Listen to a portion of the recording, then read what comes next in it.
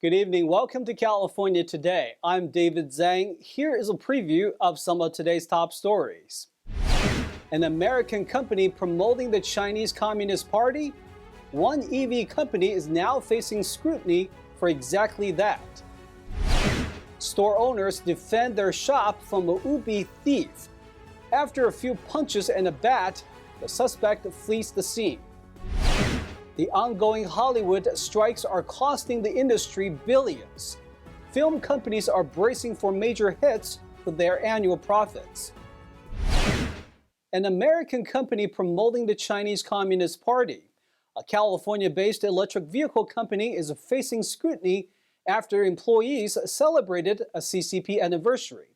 Here's NTD's Eileen Ang with more. Headquartered in Fremont, energy company Goshen Inc. is facing criticism for promoting CCP ideology. Its parent company, Goshen High-Tech, is headquartered in Hefei City, China. It openly pledges its allegiance to the CCP on its company website and ESG reports.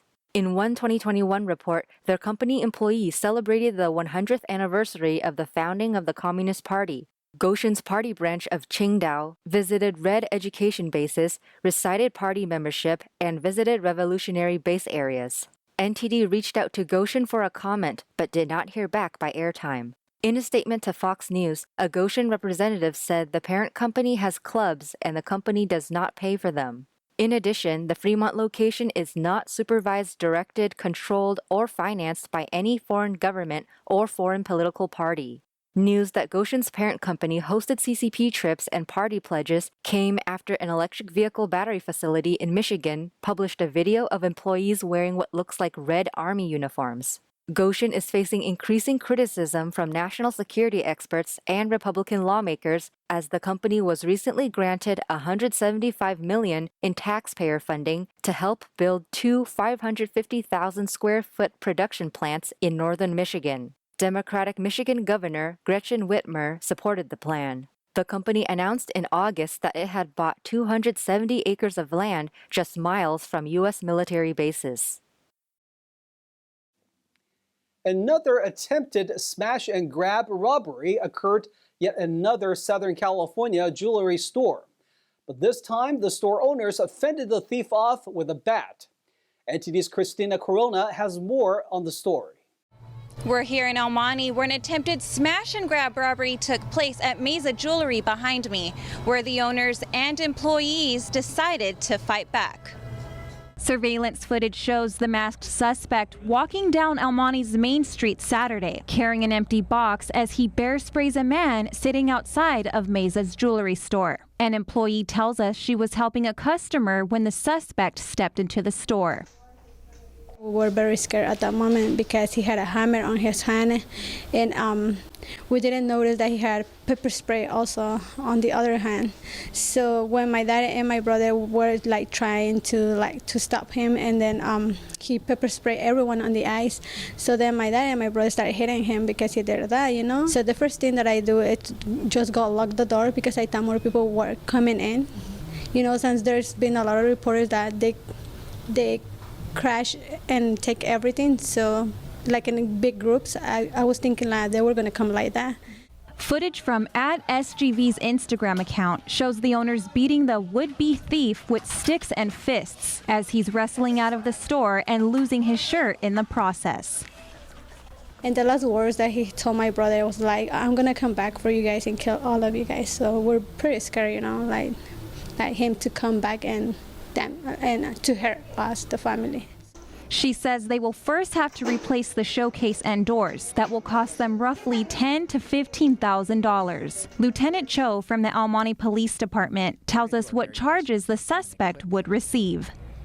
So he's looking at robbery, and in this case, robbery is when you take something using force or fear, and in this case, he used bear spray to overcome the man sitting in front of the jewelry store and the employees inside, and those carry hefty fines depending on his background, any priors he may have, but this is obviously getting a lot of publicity, so what happens in court might be heavily influenced on public opinion. With smash and grab robberies happening more frequently, Lieutenant Cho tells us about owners' rights and advice to give other businesses to protect them during a robbery. You absolutely have a right to protect your own home and your business and your property. However, you got to be aware of your capabilities as well. If you're not confident in your ability to fight off the criminal element, we suggest alternatives like being a good witness. Find out what kind of surveillance equipment might be suitable for your type of business. Find out what other businesses are doing to protect their businesses, and read up on local laws to find out what you can do to enhance security. No serious injuries occurred during the robbery, and the Almani Police Department says the incident is still under investigation and no arrests have been made. Christina Corona, NTD News, Almani. Police are also investigating a series of incidents that occurred in Santa Monica early Monday morning. A group of suspects vandalized and burglarized 3 businesses along Montana Avenue, causing thousands of dollars worth of damage. There are Margot's Pizza Kitchen and Bar, Bardona Coffee Shop, and Pinkberry Frozen Yogurt. Matt Spearish, the director of operations at Margot, said they have done the math. They know how long it takes to get in, how long it takes to get out. Police investigators believe all 3 shops were likely hit by the same trio of suspects. Investigators don't have much of a description for the suspects yet, other than they were all seen wearing masks and hooded sweatshirts and fled from the area in a dark-colored sedan. The number of unreported criminal activities leaves official numbers far below actual levels. Experts said that it's due to officers being understaffed and lack of faith in the process. According to law enforcement and some residents, the number of unreported criminal activity leaves official numbers far below actual levels. El Dorado District Attorney Vern Pearson told the Epoch Times that, with the passage of Proposition 47 in 2014, arrests have decreased to lower prison populations. Pearson added that, quote, "We have largely decriminalized low-level property crimes in California, and most retail theft goes unreported, as well as vehicle thefts." Experts say that victims have stopped reporting crimes due to a lack of police response and a lack of faith in the process. Oakland resident Marcus Scott told the Epoch Times, quote, "It can take up your whole day waiting for someone to respond, answering questions, and then nothing happens. We recognize the people stealing and breaking into cars. If they get caught, they're right back out." Alameda resident Juana Ruiz said, quote, "I don't want to risk retaliation or something happening to my kids or family. Over the last 2 years, commuting to work and shopping with family has become less safe and more difficult." Some blame the California legislature for failing to act on the issue. They argue lawmakers allow criminal justice reform measures to contribute to criminal activity. Dion Joseph from the Los Angeles Police Department said that more police officers are needed and the communities need to pressure politicians to reverse the, quote, "criminal-friendly laws." Warner Brothers Discovery is bracing for a hit to its full-year profit as the ongoing strike by Hollywood actors and writers shows no signs of let-up.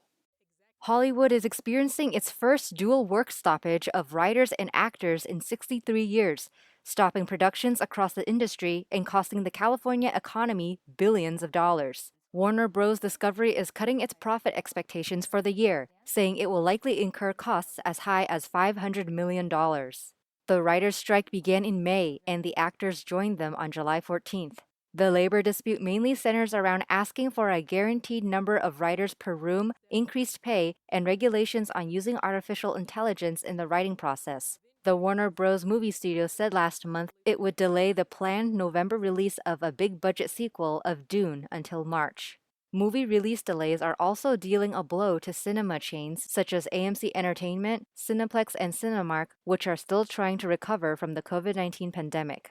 Dune was one of the most anticipated films on the late 2023 schedule. Warner Bros. Said its CEO would be participating in an investor conference on September 6th and expects to discuss, among other topics, the impact of the ongoing strikes. The studio is now raising full-year free cash flow expectations to at least $5 billion.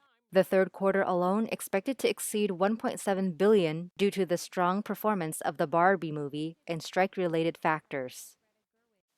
A recent report revealed that the number of chronically absent students doubled in California. Here are the various reasons that contribute to it, besides pandemic restrictions. According to a report published by Stanford University professor Thomas S.D., more than 1.8 million students in California have become chronically absent since the COVID-19 pandemic. The number doubled between 2018 to 2019 and 2021 to 2022 school years. Chronic absentee students are defined as those who miss 10% or more of classes in a semester. In the report, D dismissed COVID-19 pandemic restrictions as potential reasons for the spike in chronic absenteeism. Instead of considering sickness as the main reason, D attributed the rise in absences to a variety of factors. They include access to transportation, academic engagement, and declines in youth mental health. He also noted that the reasons differ from district to district based on demographics such as socioeconomic status, race or ethnicity, and age. But the San Diego Unified School District told the Epoch Times that most of their students miss school due to COVID-19 or other illnesses. Meanwhile, the state's largest district, Los Angeles Unified, saw a chronic absenteeism rate of 40% in the 2021 to 2022 school year. To combat the chronic absenteeism, both districts have developed outreach campaigns to go door to door to meet chronically absent students, talk with their families, and encourage them to return to school. We're now take a short break, but here's a look at what we have for you when we come back. Many landscapers in the state are growing more worried about the fast transition to green energy. Gas-powered equipment will be banned starting next year, and that could mean higher costs for keeping yards neat and tidy. An annual Dreamforce conference is looking to relocate out of San Francisco. The CEO says this year could be the last in the city. Glowing blue waves dazzle the beachgoers in Southern California. A videographer shares more on this unique but naturally occurring phenomenon. Those stories and more coming up on California Today.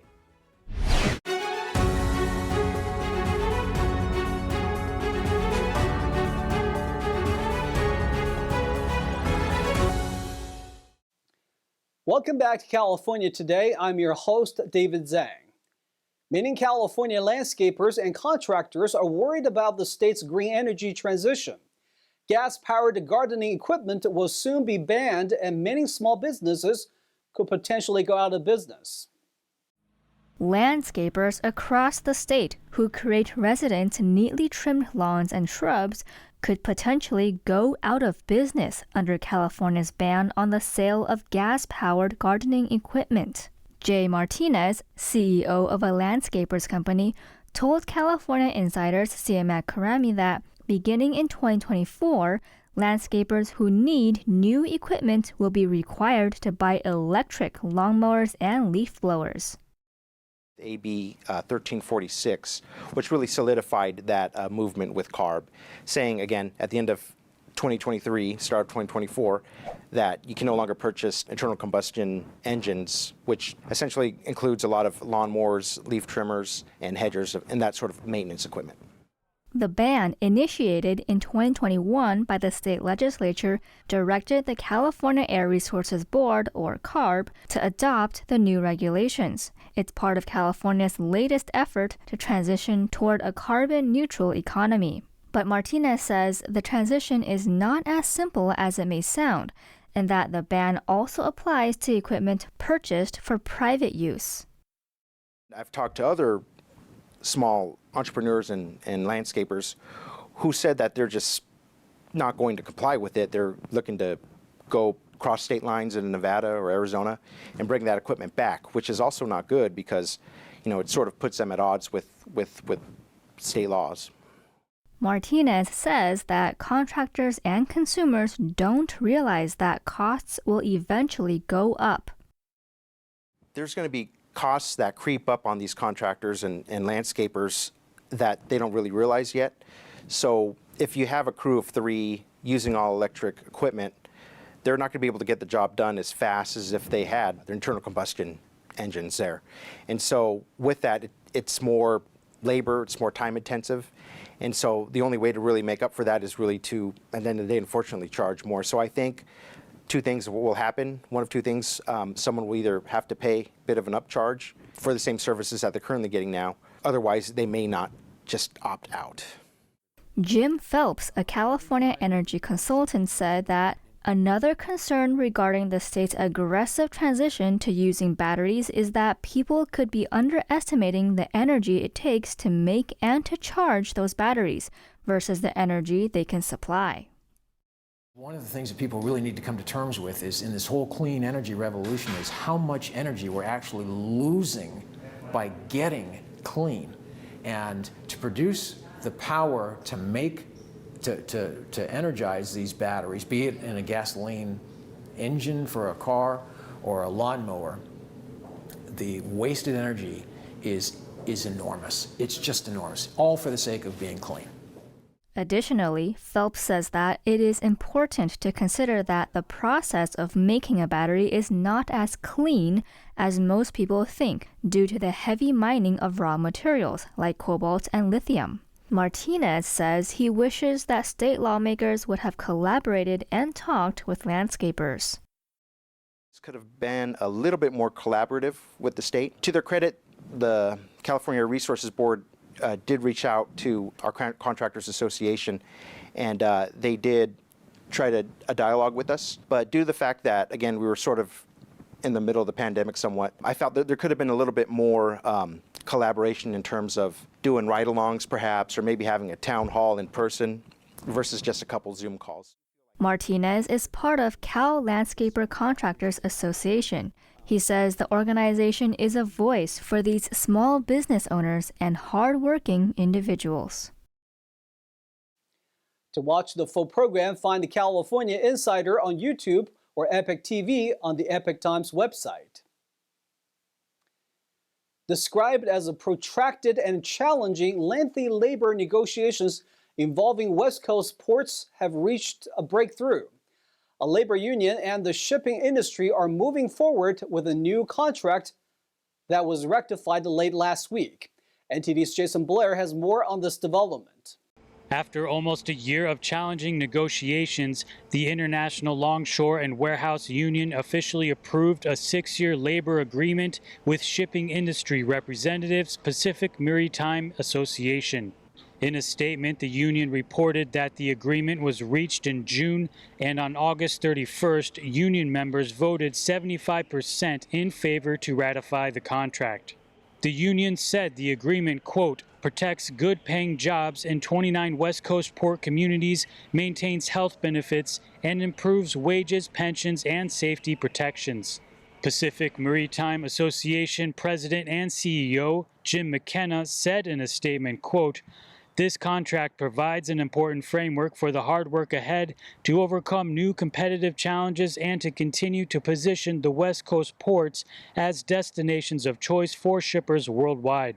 According to McKenna, the contract is retroactive to July 1st, 2022 and goes through to July 1st, 2028.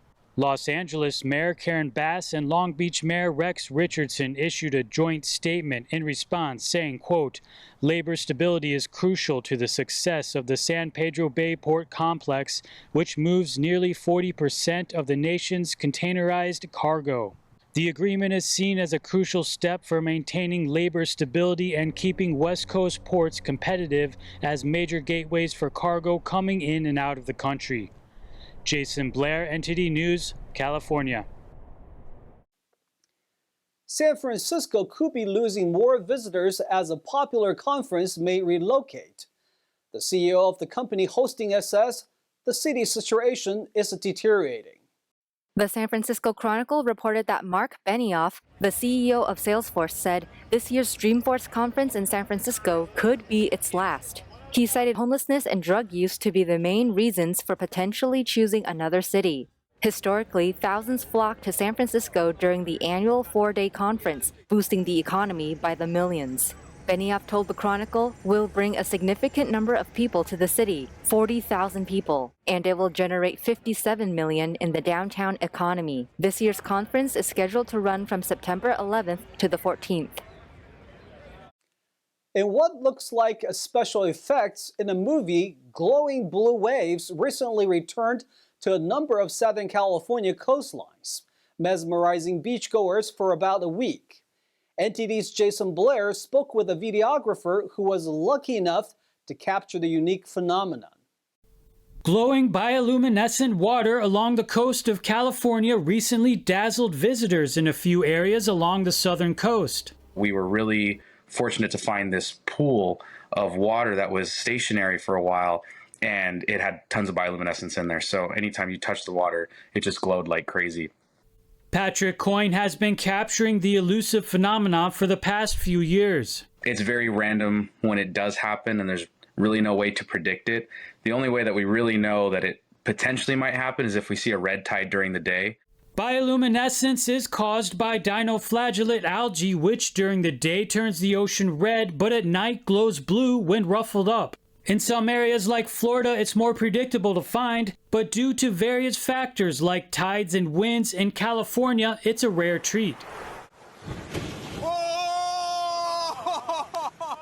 And 9 times out of 10, it leads to nothing. But obviously, it's that one time that makes it count. In 2020, there was a super bloom, and Coyne, with some friends, spotted some dolphins swimming with the bioluminescence. And obviously, I'd never seen dolphins swimming in bioluminescence before, which was just one of the craziest experiences I've ever personally had. Coyne says finding and capturing the natural wonder is something he'll never get tired of. He loves the chase, experiencing it, and being able to share his footage. Jason Blair, NTD News, California. Now let's check in with NTD's Tyler Castillo for our sports roundup.